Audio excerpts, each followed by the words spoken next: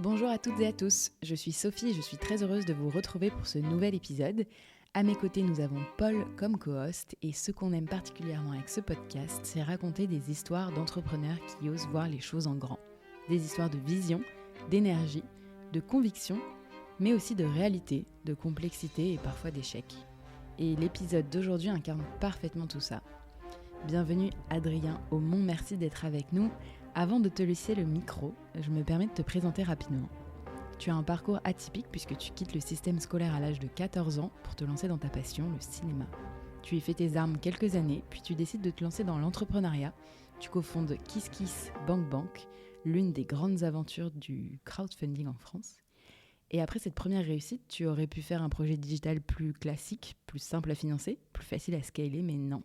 Tu as décidé de t'attaquer à quelque chose d'immense, réinventer le train de nuit en Europe, créer une alternative désirable à l'avion et lancer une start-up ferroviaire dans un secteur les plus capitalistiques, les plus régulés et les plus complexes qui existent. Midnight Trains, c'était une vision forte, des hôtels sur rail, une expérience premium, un imaginaire puissant et une promesse écologique très claire. Le public était enthousiaste, les médias aussi. L'idée semblait évidente et pourtant le projet s'est arrêté. Aujourd'hui, on a envie de comprendre la réalité derrière l'ambition, comprendre ce qui a freiné le projet, comprendre ce que ça fait humainement de porter un rêve aussi grand et de devoir y mettre fin. Si on prend le train, du coup, qu'est-ce qui t'a amené à Midnight Train ? Alors, ce qui m'amène à Midnight, c'est qu'à la fin, donc on vend KissKissBankBank & Co, ce petit groupe à la Banque Postale en 2017. Moi, je suis resté 2 ans. Je suis parti 1 an avant la fin de mon contrat avec la Banque Postale. KissKissBankBank, c'était pas vraiment du software. Je sais pas comment dire. C'est notre métier et mon métier. Moi, pendant plus de 10 ans, ça a été d'accompagner des entrepreneurs, des entrepreneurs du cinéma, de la musique, de l'architecture, de l'agriculture, tous ceux qui avaient des idées et qui souhaitaient les réaliser. Je m'occupais de les accompagner pour lever ces petits montants avec leur communauté. Et ça s'apparentait plus à je sais pas, un métier de micro-banquier, quoi. J'ai fait de l'accompagnement de micro-projets, de grands entrepreneurs avec micro-projets.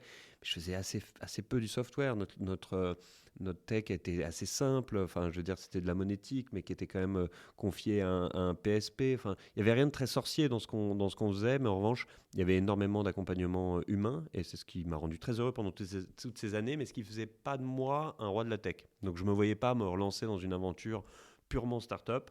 Secteur qui me faisait un peu chier aussi, pour être très honnête, même si je le fréquentais beaucoup, j'étais dans le bain, etc. Mais j'ai jamais eu les codes, peut-être parce que mon passé était assez loin des entrepreneurs de la tech française.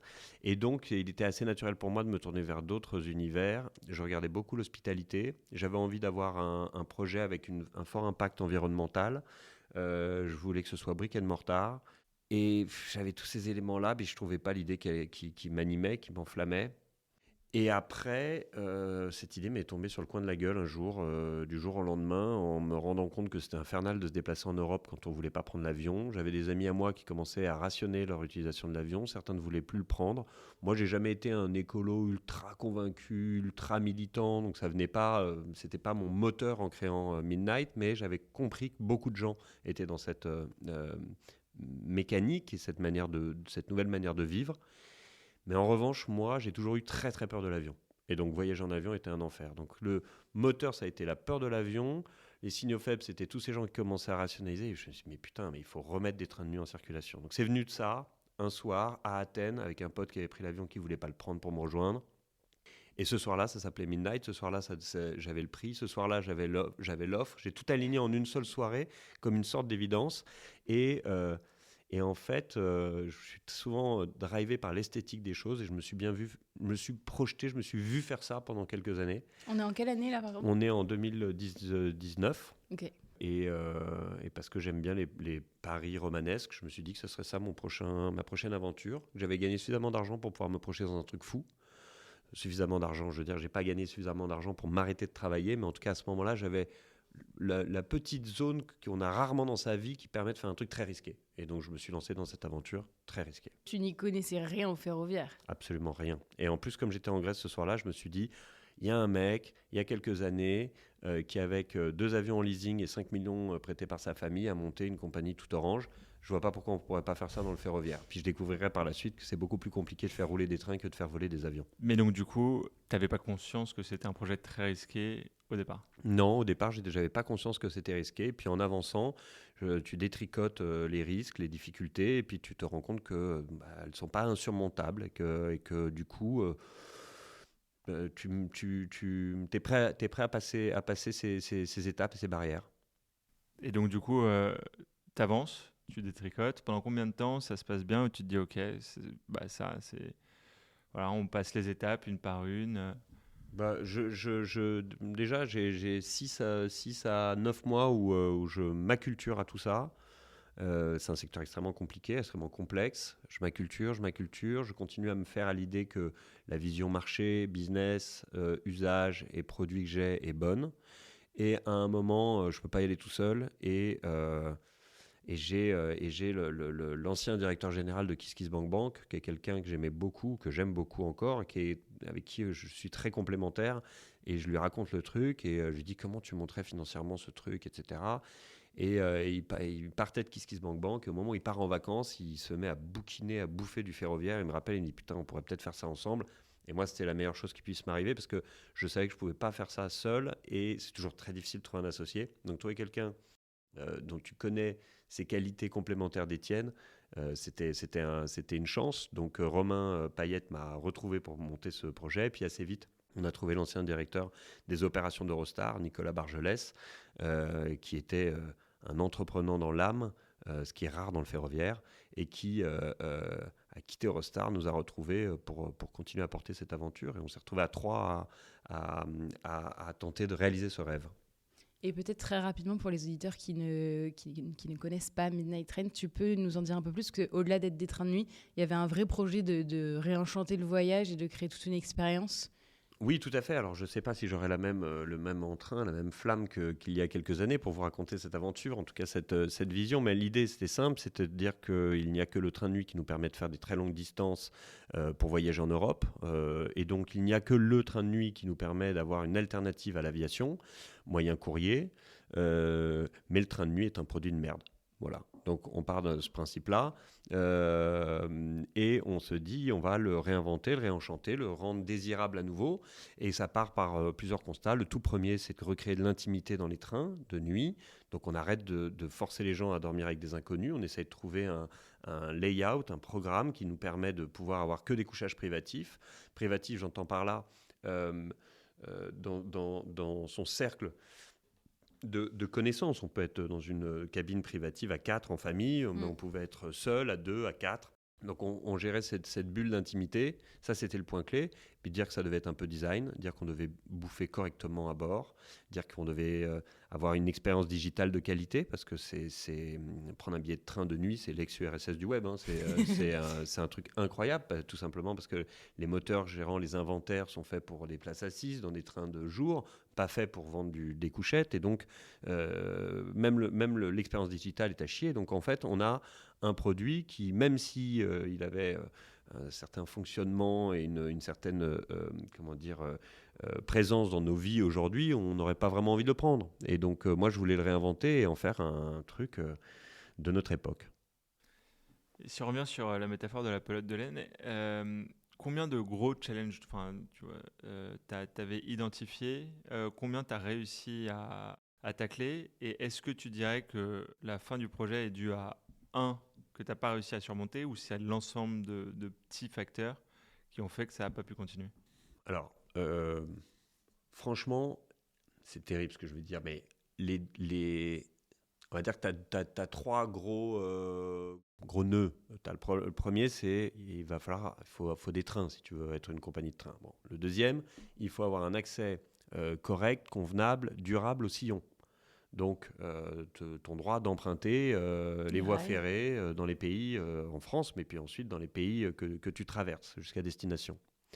Et puis, le troisième point, c'est de remplir tes putains de trains. Il va falloir qu'il y ait du monde qui vienne dedans et il va falloir avoir du succès. Ce qui est terrible dans notre aventure, c'est qu'on a réussi le troisième avant de commencer. C'est-à-dire qu'on a créé une marque, une communauté, les gens ont tout de suite compris notre position, tout de suite compris l'angle qu'on prenait et la manière dont on avait envie de réinventer ces trains. Et pour être très honnête, en termes de taille de communauté, puis ensuite même de d'LOI, de distributeurs, de partenaires pour distribuer les billets, etc., on avait rempli nos trains, quoi. C'est-à-dire que il y avait une vraie effervescence autour du projet. Ouais, donc on avait réussi à faire ce que presque tout entrepreneur finit par galérer par faire. Nous, on avait réussi à le faire en amont, mais on a échoué sur les 2 sujets ferroviaires. On a échoué sur les 2 sujets. On a échoué sur le premier sujet ferroviaire qui nous a pris 4 ans, qui est d'acheter ces trains. Donc on pourrait parler que de ça aujourd'hui si on devait parler de notre échec. C'est l'échec à financer l'acquisition de nos premières rames nous permettant d'être en opération. Donc un manque de financement. De financement pour acheter des rames. En gros, pour vous la faire courte, on aurait pu lancer cette compagnie de train avec des rames d'occasion sans réinventer le train de nuit. Ce que je racontais à des membres de votre équipe sur un autre sujet la dernière fois, je leur disais, ça on aurait pu, et ça a été un moment, ça a été une décision un peu importante pour nous. C'était, est-ce qu'on veut monter une compagnie de train de nuit ou est-ce qu'on veut réinventer le train de nuit ? C'est une vraie question qu'on s'est posée à plusieurs reprises. On aurait pu monter une compagnie de train de nuit. Et on a fait le choix, à plusieurs reprises, de se dire, c'est pas l'idée initiale. L'idée initiale, c'est pas de remettre des trains de nuit en circulation pour qu'ils soient pourris et pour qu'on n'ait pas envie de monter dedans et que ce soit encore de la merde. Et qu'on continue à considérer que ce produit n'a pas d'avenir. Donc la clé, c'était matériel neuf pour pouvoir décider du diagramme, décider de la nouvelle répartition de l'espace. Tu ne peux pas reconditionner. Si tu reconditionnes, tu dois préserver la répartition du poids. Tu as énormément de contraintes et puis ça va te coûter aussi cher que d'acheter du neuf, sauf que comme il est d'occasion, on te le financera moins facilement. Et donc c'est un circuit, c'est un cercle vicieux. Donc il fallait du neuf, mais il fallait du neuf qui soit déjà homologué pour ne pas se retrouver avec un temps d'homologation monstrueux. Donc il fallait que ce soit un modèle existant, déjà homologué, dans une chaîne de production qui existe, qui a la place pour nous. Plein de petits paramètres. Plein de petits paramètres qui nous ont emmenés et puis c'est pas une conclusion qui arrive en un jour. On a investigué sur le matériel d'occasion, on a investigué sur la manière de le réforbicher, on a investigué beaucoup de pistes qui nous ont emmenés dans des pays qu'on n'a même plus le droit de fréquenter aujourd'hui, et bien heureusement d'ailleurs. On s'est retrouvé à devoir faire des choix de constructeurs juste avant la guerre. Il s'est passé plein de choses très très drôles. Je ne pourrais pas forcément raconter toutes les anecdotes, mais enfin ça a été quand même assez incroyable pour finir sur un constructeur polonais d'État, de petite taille, avec le bon matériel. On avait fait le choix des voitures tractées et non pas des rames automotrices, donc des voitures tractées par une locomotive, parce qu'elles peuvent passer toutes les frontières, ne demandent pas des homologations extrêmement complexes. On avait trouvé le bon constructeur et je le pense encore. Je pense qu'on avait fait le bon choix du type de voiture, du constructeur. Voilà. Et une fois qu'on a fait ça, il faut financer ces trains. Et donc, vous avez 2 manières de le financer, ces trains. Vous avez l'acquisition en propre. En propre, je veux dire, vous montez une asset co, vous avez une asset co qui porte cet actif, qui est financé en général par un fonds d'infrastructure. Ou alors, vous avez le choix de ce qu'on appelle la ROSCO, de la Rolling Stock Company, qui est une société de leasing qui porte l'actif à son bilan, qui vous le loue par la suite. Mais là, ce train n'est pas dans leur catalogue à ces ROSCO, puisque vous êtes le commanditaire, que vous définissez vous pensez ce produit. Donc il faut emmener avec vous un leaser qui va croire en votre vision et qui va être capable de l'acheter pour vous, vous le louer par la suite, et croire en votre vision et penser que votre vision sera celle du marché. Pour que, en cas de pépin, en cas de défaut de votre part, cet actif puisse être remarketé, remis sur le marché, puisqu'ils en sont le détenteur. Donc il fallait convaincre tout ce petit monde. Et à ce moment-là, on arrive à obtenir 2 term sheets de 2 ROSCO, de 2 leasers, un français, un anglais. Le français, c'était ceinture et bretelles avec des prix prohibitifs. Il était en période lui-même de vente. Et donc, il voulait aller sur le projet, mais il voulait se couvrir un max. Et l'anglais avait des termes qui étaient des termes corrects, très corrects pour un projet comme le nôtre, mais avec des conditions suspensives évidentes, qui étaient celles de financer l'entreprise opérationnelle, bien évidemment. Il n'allait pas lancer la production sans que notre entreprise opérationnelle puisse avoir les start-up costs lui permettant de commencer ses opérations. Et d'autres éléments sur la traction de nos trains. Est-ce qu'on était nous-mêmes licence d'entreprise ferroviaire ou est-ce qu'on prenait un tractionnaire ? Sujet qu'on a bien traité par la suite en se donnant des options, etc. Mais voilà le cadre. Et donc, il fallait, une fois qu'on avait ce papier, il fallait qu'on lève, on était, je crois, aux alentours de 16-17 millions d'euros qui nous permettaient de lancer cette compagnie. Bon, pardon, je vous ai raconté plus d'éléments, mais parce que Non, mais c'est important. c'est clé, parce que c'est clé sur le financement de ces trains qui était la toute première étape pour réussir ce projet. Je ne sais pas si vous avez des questions à ce stade ou vous voulez que je continue à dérouler cette chronologie Non, mais infernale. continue. Enfin, du coup, si je résume, tu as la bonne équipe avec la bonne expertise, tu as l'appétence du marché qui est déjà volontaire et on sait que tu vas remplir tes trains. Tu as des personnes qui sont prêtes à financer, tu as le produit qui est prêt avec les personnes qui sont là pour le construire et il te manque. Alors, c'est bien parce que du coup, on se retrouve avec ça et nous, on se dit, putain, on a fait le plus dur là. On a fait le plus dur, on a réussi à convaincre une banque anglaise, filiale d'une des plus grosses banques au monde, américaine. Les mecs sont des experts du ferroviaire. Enfin, quand vous discutez bien, avec quoi. une Roscoe, vous discutez pas avec des banquiers Ils ne financent que des trains. Ils financent que des trains. Ils ont un actif en milliards. Et puis, vous êtes avec des techniciens du ferroviaire. Genre, ça se voit même physiquement. Même, Ça veut dire quoi, ça ? Même leur tenue, je veux dire. On n'est pas chez des banquiers anglais.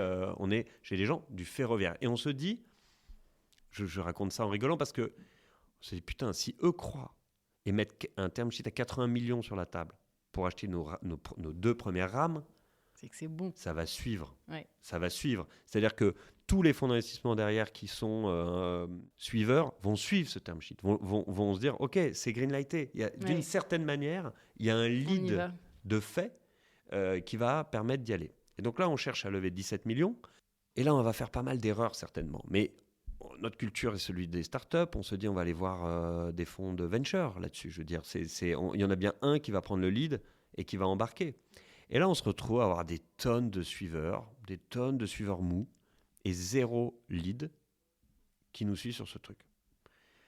Et donc, vous le connaissez par cœur, même si vous n'êtes pas de ce côté-là de la barrière, mais il y a un moment, il y a un momentum, il n'y a pas de momentum, tout le monde se parle.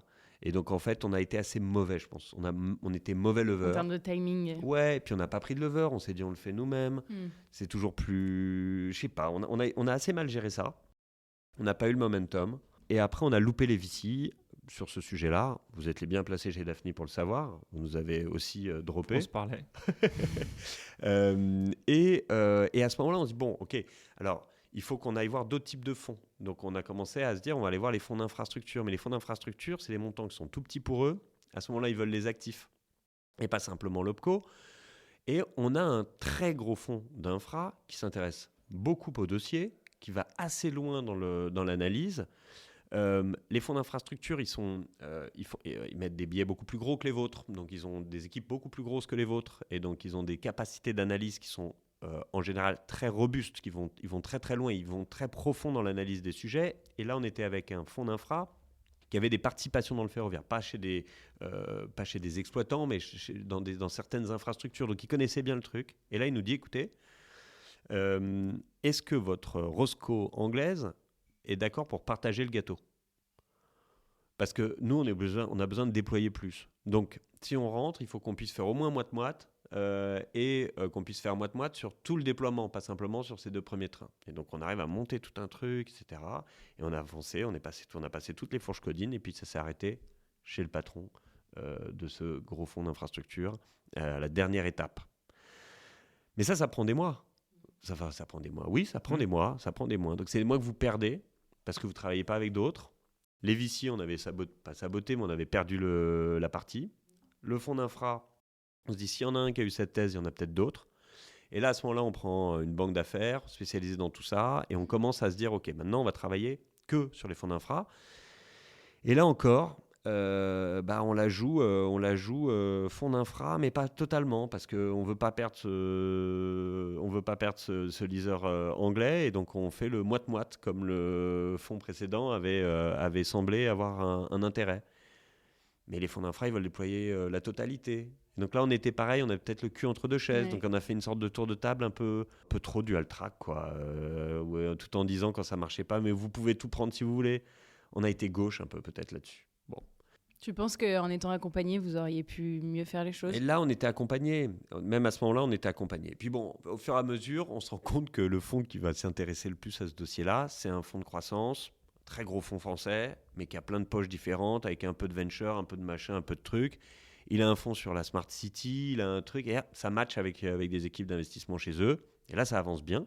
Et il y a un très gros groupe hôtelier avec lequel ça avance très très bien aussi. Et on se retrouve, on n'est pas loin d'avoir un double ticket, gros fonds de croissance, groupe hôtelier sur lequel on avait un partenariat stratégique. Il y avait de l'investissement, mais ce n'était pas que ça. On était capable de travailler ensemble sur l'hospitalité, sur la distribution. Il y avait beaucoup de choses qu'on pouvait mettre en place ensemble. Et franchement, ça s'est fait en 2 jours. Le fonds de croissance et l'hôtelier drop.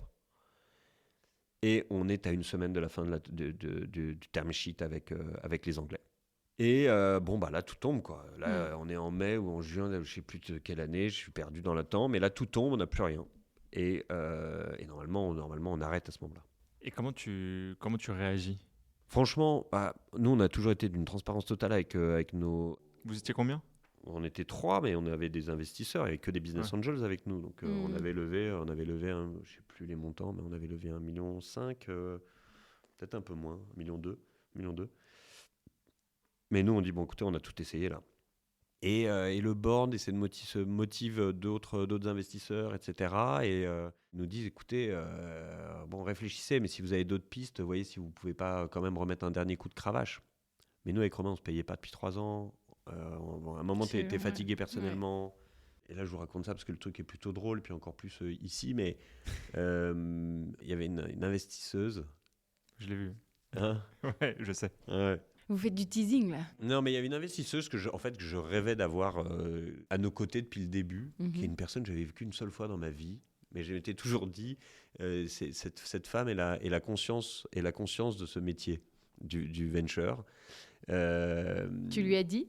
Je ne sais pas si je lui ai dit que je considérais qu'elle était la conscience de ce métier, mais enfin, en tout cas, c'est quelqu'un qui était beaucoup plus proche de ma culture ou des choses que j'aime dans la vie que le reste du métier de venture. C'est Marie Eklund. Qu'on embrasse. Voilà, qu'on le salue si elle nous écoute. Et puis, elle n'avait pas vraiment regardé le dossier chez 2050 et ça ne les intéressait pas. On était passé outre, puis voilà. Ok.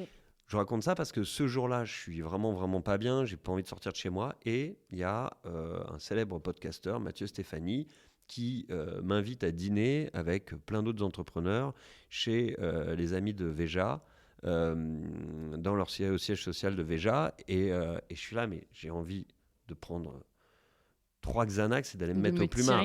J'ai aucune envie d'aller faire des mondanités. Je suis un loser, je viens de tout louper, je suis en train de mourir. Et je me botte le cul, je ne sais pas pourquoi. Je vais à ce dîner et Marie Eklund est là. Et elle me dit, putain, comment ça va? Je dis, ça va super mal. Et au lieu de faire du fake it, de lui raconter la messe, etc., je dis, écoute, c'est fini notre truc. Voilà ce qui vient de m'arriver. On s'est fait dropper par lui. Voilà les raisons. Voilà pourquoi. Ça me rend fou. Et je suis tellement vénère que je suis aigri. Il y a la patronne d'un fonds qui est là d'impact. Il y a 2 jours, j'ai appris qu'elle faisait de l'impact, mais qu'elle volait en jet privé. Donc je suis là et je dis, tu vois, regarde-moi, il n'y a que des nez rouges ici. Ça me rend fou, machin, et tout. Donc je suis vraiment comme un dingue. Et je lui dis, ouais, putain, et moi je voulais que ce soit toi qui investisses dans cette boîte, même toi, t'as droppé. Il n'y a que toi qui pouvais faire ce truc et tout. Et je suis vraiment dans ce délire-là. Elle me dit, ok, vas-y, renvoie-moi tout demain.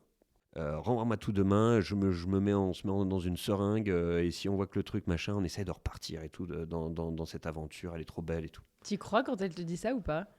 J'y crois, je crois de sa sincérité et du fait qu'elle va mettre son équipe dans une seringue et tout. Tu repars quand la personne que tu considères comme étant la conscience de l'investissement machin te dit oui, tu repars, tu te dis t'appelles tes potes et tu dis écoutez, il y a cette personne depuis le début, je pense que c'est ça. Tu te dis ouais, il y a un truc. Bon bref, je la fais courte.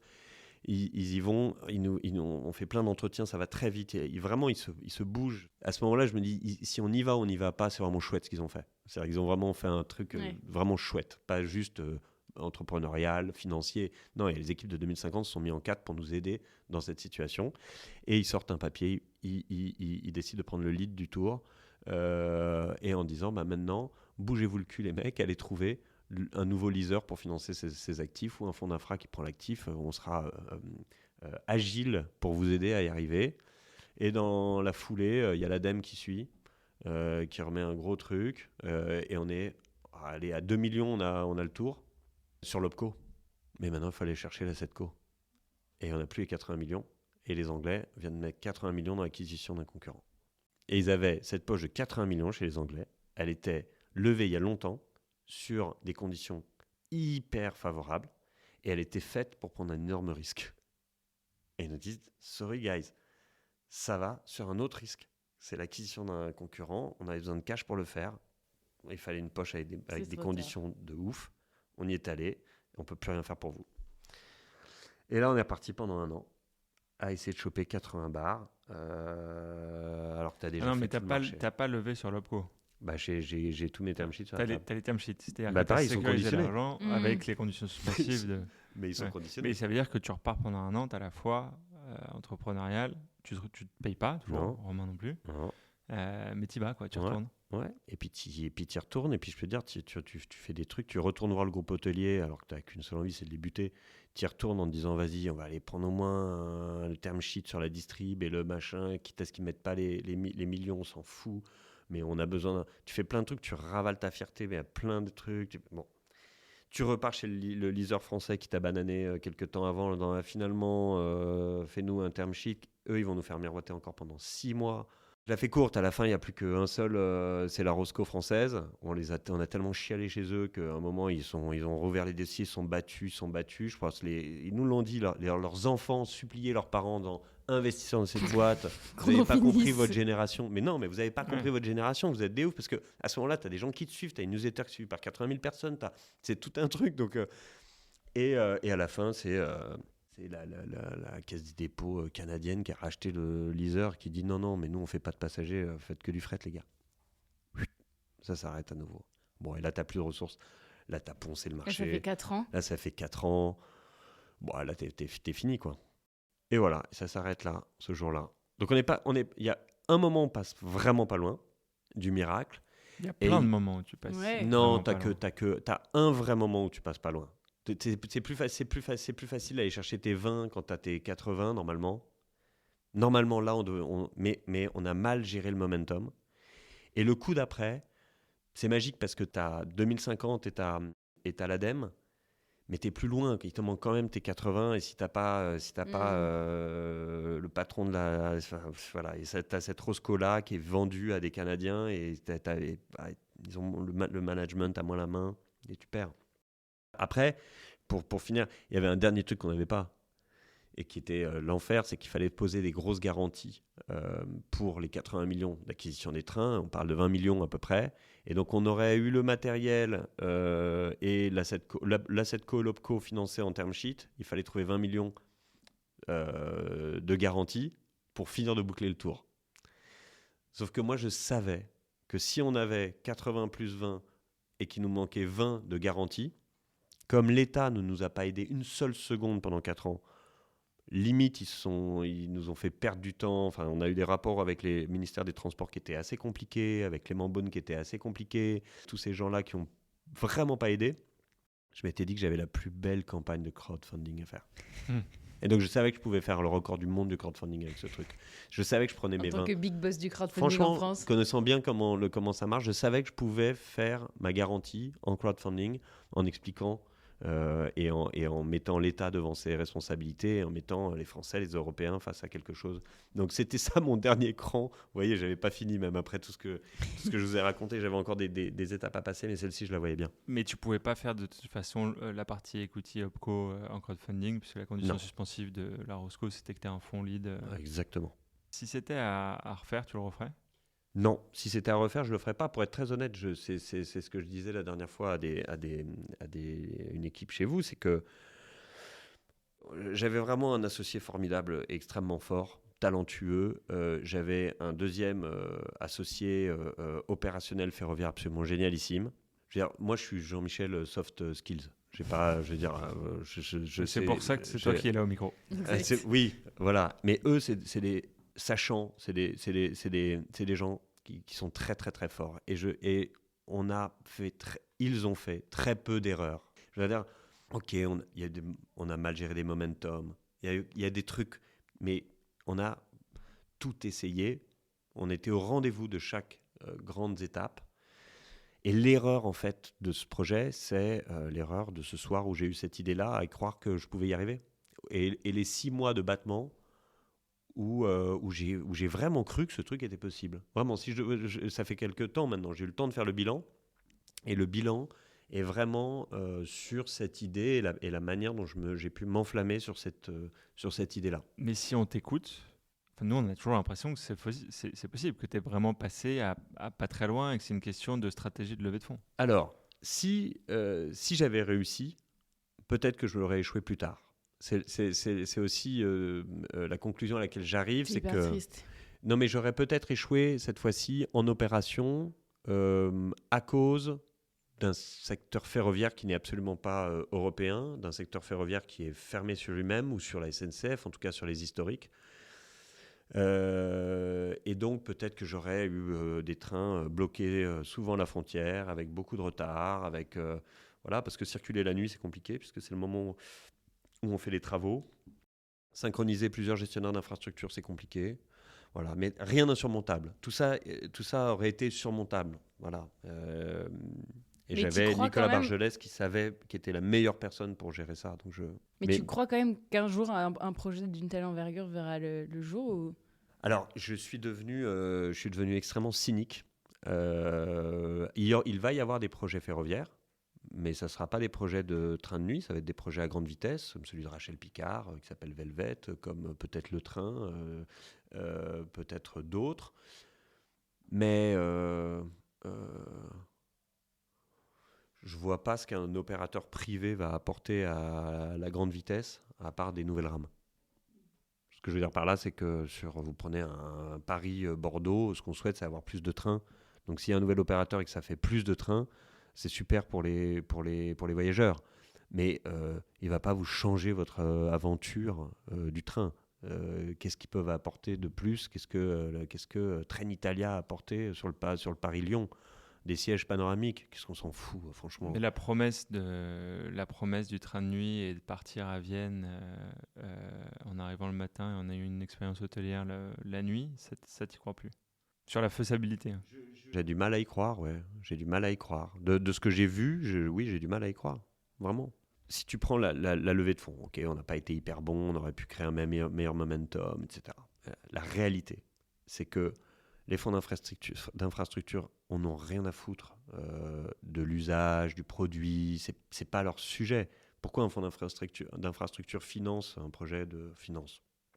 Dit qu'il financera un projet comme celui de Rachel Picard, c'est pas l'expérience, il n'est pas en train d'acheter l'expérience, la pensée du train de Rachel Picard. Il est en train d'acheter des rames. Parce qu'il sait qu'on manque de rames. Ils ne financent pas l'innovation, ça c'est sûr. Bah non, c'est pas leur taf. Et donc, un projet comme celui-ci va se heurter à une thèse d'investissement et une culture chez les fonds d'infra. Et puis, du côté des VC, ils ont acheté l'innovation, la vision. Mais enfin, on nous disait qu'on était asset heavy quand on faisait porter l'actif à un leaser. Beaucoup de fonds de venture nous ont dit ça. Mais les gars, on est asset light, tu peux pas faire plus asset light. Mais je raconte ça parce que c'est pas parce qu'ils sont débiles, c'est parce que c'est quand même une boîte qui porte des actifs lourds, qui manage des actifs lourds, qui met en maintenance des actifs lourds. Le cerveau explose, c'est contre-intuitif en fait. Donc je vois pas quel VC aura la culture d'aller prendre le lead encore une fois, hein, d'aller prendre le lead. Pas juste d'être suiveur. Tous les VC auraient été suiveurs d'un dossier comme celui-ci d'une certaine manière. Mais qui va prendre le lead, va avoir les poches profondes pour l'assumer, ce leadership. Enfin, c'est surtout ça, c'est une question de montant aussi. C'est que tu avais quand même encore beaucoup de challenges à tacler. Tu as parlé de mettre quand même tous les acteurs ferroviaires alignés dans ta vision, dans ton sillon, de remplir tes trains, de faire en sorte de ne pas être en retard, de gérer l'opérationnel derrière, et que tu demandes un montant quand même assez significatif pour des fonds. Donc c'est un risque early stage avec un financement risqué. Et quelles étaient les questions des investisseurs quand tu les rencontrais? Tu vois, quelles ont été les raisons à part asset heavy que tu mentionnais, est-ce qu'il y avait d'autres points où tu t'es dit, où tu te dis peut-être qu'avec leur recul, j'aurais pu y répondre avant ou... Il y a une connerie qu'on a peut-être faite, surtout quand vous discutez avec des fonds d'infrastructure. À un moment, ils ont tellement d'oseille que quand vous avancez vite ou les gros fonds de croissance, ils ont des contrats à l'année avec des Big Five et qui font des analyses vénères de marché, etc., etc. Et nous, on n'a jamais mis les 300K ou entre 300 et 500K pour venir tamponner, valider nos estimations de trafic qui allaient jusqu'à à l'époque 2030-2036 sur 5 lignes différentes en Europe, etc. C'était un truc que Romain et Nicolas avaient fait qui était assez sérieux. Je pense qu'il n'y a pas beaucoup de mecs en Big Five qui pouvaient avoir une team aussi forte que sur ce sujet-là et accès à des données de prestataires qui travaillent sur le revenu management du ferroviaire, etc., avec des données réelles, etc. On avait fait un travail extrêmement bien foutu.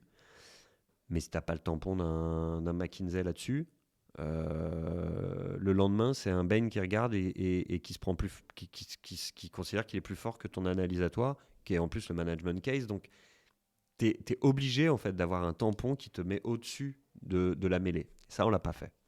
Donc ça, j'ai un gros regret, c'est que sur les analyses de trafic, etc., je sais que le gros fonds de croissance qui a droppé, il semblerait qu'au dernier moment, ça drop parce que leur consultant le plus proche considérait qu'en 2036, il croyait pas, il considère qu'il y avait 20% de croissance, il y avait 20% de volume supplémentaire par rapport à son analyse en 2036. On était en 2000, je sais pas combien. Bon, tu vois. Et là, tu perds là-dessus. Et t'es con parce que t'avais peut-être 300 000 à mettre au bon endroit pour avoir une voix plus forte à ce moment-là. Donc ça, c'est une erreur. Pardon, je sais plus la question que c'était. Non, mais c'était ça. C'est en gros quels étaient les pushbacks des différentes typologies d'investisseurs que tu avais eu où tu te dis j'aurais peut-être pu. Mais donc, c'est ce que tu viens de dire. Et côté pouvoir public, tu disais que vous aviez eu des gros freins. Quelles étaient les raisons de ces freins et quels étaient les freins? Pouvoir public, ça a été silence radio, pas de son, pas d'image. On s'est fait ghoster par Clément Beaune pendant 1 an. Je suis passé par... C'était un truc, ça c'était... Je crois qu'à la fin, ça me faisait tellement marrer en fait que j'ai peut-être mis trop de cynisme sur le truc. Peut-être que j'aurais... Mais bon, à un moment, t'as le patron du MEDEF qui écrit au truc. T'as 3 députés qui écrivent au ministre des Transports. Parce que lui et son conseiller que tu connais ne te répond pas. Tu te fais ghoster. T'es en plein au moment des retraites. Donc, est-ce qu'on a envie qu'à son agenda, il y ait un futur acteur privé du ferroviaire? Je sais pas. J'ai jamais craqué le truc, mais il nous ghostait. Et donc, tu passes par des députés, des sénateurs, ancien secrétaire général de l'Élysée, patron du MEDEF, je t'en passe, jusqu'à, je crois, un de ses meilleurs potes. À la fin, j'ai eu le rendez-vous avec Clément Beaune qui nous a expliqué qu'il était le plus heureux du monde de nous rencontrer. Évidemment, par le secrétaire général de la SNCF, qui nous a obtenu le rendez-vous quand on allait le voir en lui disant « On n'aura jamais les 20 millions de garantie. Est-ce que vous voulez pas, vous, la SNCF, garantir la reprise de nos trains si jamais on tombe ?» Et il a dit « Putain, il voulait nous aider, la SNCF. On avait plutôt des bonnes relations. Si on pouvait, le problème c'est que nous ne sommes que sur des délégations de services publics et donc on nous fournit les rames qu'on opère. Et donc c'est à l'État de venir vous les garantir. » Et là-dessus, il dit « Mais il faut absolument que vous voyez Beaune. » Je dis « Beaune, abonné absent, j'arrive pas. » Je lui raconte comment par tous les portes, machin. Et il me dit « Non, attends. » Il prend son téléphone, il envoie un message. 4 jours après, j'avais un rendez-vous avec Beaune. Qui c'est le patron? Mais il vous connaissait, il vous aimait bien, parce que je regardais là dans mes échanges. On leur avait demandé ce qu'ils pensaient d'approches comme Midnight, évidemment, quand on se parlait. Et ils disaient que c'était top. Après, on n'a pas eu beaucoup plus d'échanges. Ouais, c'est facile de dire qu'un truc est top. Au moins, il n'y avait pas un truc... Ah non, mais c'était ça ce qui était encore plus bizarre. Je ne comprendrai jamais. Et un jour, on a fini par arrêter le ministère des Transports, donc on est allé voir les autres ministères. Et je me souviens du directeur de cabinet du ministère de l'Économie qui nous a dit « Vous avez qu'à aller voir Beaune, il nous a cassé les couilles, il a pris 20 millions sur les vélos, il a qu'à vous driver 10 millions des vélos jusqu'au train. » Voilà l'ambiance. Et avec En parlant public avec la SNCF, parce que tu disais que du coup c'est passé par la SNCF. La SNCF, on Plutôt avait bonne des... entente, Ouais, plutôt bonne entente.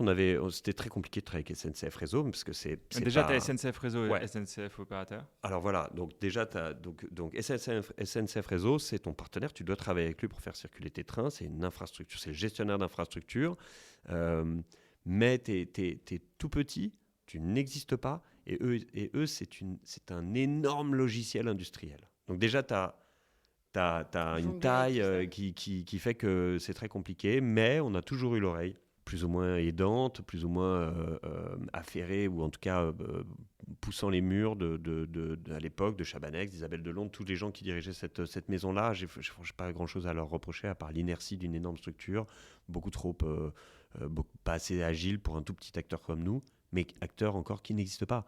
Donc peut-être que tout le monde se serait un peu plus bagarré quand on aurait pu annoncer ces grandes levées de fonds, etc. Donc je les remercie encore du temps consacré à une boîte à une compagnie ferroviaire qui n'existait pas encore. Bon, après pour le côté SNCF Voyageurs, ouais, on avait des bonnes relations avec eux. Je sais pas, vous êtes face à des passionnés de ferroviaire. Il y avait des gens chez Intercité qui nous aidaient vraiment. On voulait être nous-mêmes entreprise ferroviaire, tractionnaire de nos propres trains, parce qu'on voulait vraiment être autonome. Mais on savait qu'un jour, peut-être, un fonds d'investissement nous bloquerait sur ce sujet-là. Et donc, on avait, de toutes les manières, travaillé à une LOI avec Intercité pour qu'ils puissent nous tracter. Donc, on était prêts aux deux scénarios. Si jamais un fonds disait « Ah non, il faut être autonome », on était prêt à l'être. Et s'il fallait être tracté par un tiers pour inspirer plus confiance, on avait la LOI dans la main. Mais petite question, parce que pourquoi vous avez droppé, Paul ? Est-ce que tu te souviens de cette histoire ? Puisque tu es allé jusqu'à demander poser des questions à notre ministre de tutelle. Exactement. Non, mais moi j'avais creusé le sujet parce que je faisais partie des 80 000 abonnés de la newsletter. Je suis alors parti plutôt écolo, mais moi on prend l'avion, mais on se porte. Et donc voilà, vision de Midnight, je l'ai vraiment, je rêve qu'un jour ça aille jusqu'au bout. Et enfin, je suis client demain et je sais le marché est là. Donc, marché, c'était bon. Produit, c'était bon. Enfin, tout ce que vous aviez validé fonctionnait. Là où ça a bloqué, c'est que on nous demandait un ticket de 17 millions, enfin un tour de 17 millions sur un fonds nous qui faisait 150 millions à l'époque. Et donc, en fait, même si on avait valider le marché, le produit. Il manquait encore plein de challenges à tacler. C'était un risque early stage. Et nous, les tickets early stage, pour prendre le risque, on met plutôt des tickets de 2-3 millions. Parce que, je ne vais pas rentrer dans les économiques de fonds d'investissement, mais on espère faire des x100 sur nos investissements et qu'une typologie comme Midnight Train, tu as beaucoup de risques. Et le reward attendu va prendre du temps parce que tu as des acteurs historiques à faire bouger, industriels, il faut que tu construises les trains, et tu ne construis pas les trains comme tu lances un logiciel. Donc en fait, c'est quel est le temps que tu as devant toi en tant que fonds, où est-ce que tu en es dans ton déploiement, pour mettre un ticket de 8 millions avec beaucoup de risques associés, pour finalement, si tu peux aller faire un x50, ce n'est pas dans les 10 ans attendus de ton fonds. Donc c'est plutôt des mécaniques de financement early stage qui, à la fin, nous ont bloqués.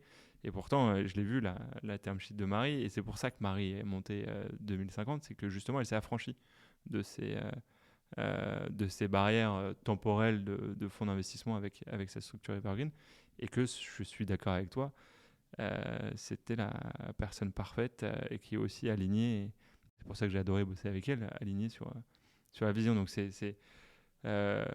j'adore notre métier parce qu'on finance l'innovation et on peut essayer d'écrire le futur, mais on a quand même quelques réalités financières et d'investisseurs qui font que parfois ça passe pas, quoi. Ouais. Merci. Mais c'est génial d'avoir cette vision et le miroir. En tout cas, je pense que pour ceux qui nous écoutent, c'est une très belle conclusion. Donc merci. Est-ce qu'on peut conclure quand même sur un truc un peu plus positif, parce que même si Midnight n'est pas allé jusqu'au bout, toi c'est pas la fin. Est-ce que tu peux nous raconter un peu, toi, l'après ? Qui es-tu devenu ? Oui, l'après, c'est alors déjà, j'avais besoin de gagner du pognon parce que j'étais vraiment dans la merde. Et puis, je me voyais pas remonter un truc tout de suite et me remettre dans cette énergie-là, qui est une énergie dont j'ai besoin, moi, dans mon tempérament. Mais là, j'étais un peu fatigué. Et, et je voulais être dans un endroit safe, où je puisse quand même entreprendre et me dire pour qui je peux travailler, pour qui et puis j'avais une liste de 2 personnes. Et la première à qui j'ai écrit, quelqu'un qui a un groupe audiovisuel et un club de football. Et au début, je voulais y aller pour l'aider et travailler pour son club de football. Et finalement, il n'y avait pas de place pour moi sur son club de football, mais il m'a proposé de travailler au développement, la stratégie, au développement de son groupe audiovisuel. Et c'était un des investisseurs de Midnight qui m'avait suivi depuis le tout début, qui avait fédéré beaucoup de gens dans notre tour de table. Et donc, je suis parti travailler à ses côtés pour développer son groupe audiovisuel. Voilà. Donc, à une époque comme la nôtre, vous imaginez bien que l'audiovisuel, c'est l'intelligence artificielle. Donc, c'est moi aussi un de mes sujets clés. Il faut être un peu entreprenant sur le sujet. Il faut être bien entreprenant. Tu remonteras un projet un jour ? J'espère. Moi, je me suis donné, vous savez, c'est comme c'est un truc à la con, mais je crois qu'il faut 4 ans pour se remettre. Enfin, il faut le temps d'une histoire pour se remettre d'une histoire. Donc moi, ça a duré 4 ans. Je me suis donné 4 ans pour me remettre de cette histoire d'amour avec les trains de nuit. Voilà, il me reste 2 ans. Ok. Et je me remettrai sur le cheval. Mais j'ai été un peu échaudé. Ça se comprend. Ouais. Tout ce que tu nous racontes. Ouais, je sais pas. Je sais que ça a un peu niqué ma créativité et ma candeur. Donc voilà, j'ai encore 2 ans pour me construire. Jusqu'à ce que... la prochaine soirée où tu ne seras pas à Athènes mais autre part, et puis finalement tu vas te dire mais c'est quoi ce problème là, il faut le résoudre. Exactement. Et puis tu seras reparti. Exactement. On a hâte en tout cas. Merci beaucoup Adrien. Merci à vous. À très vite. Au revoir.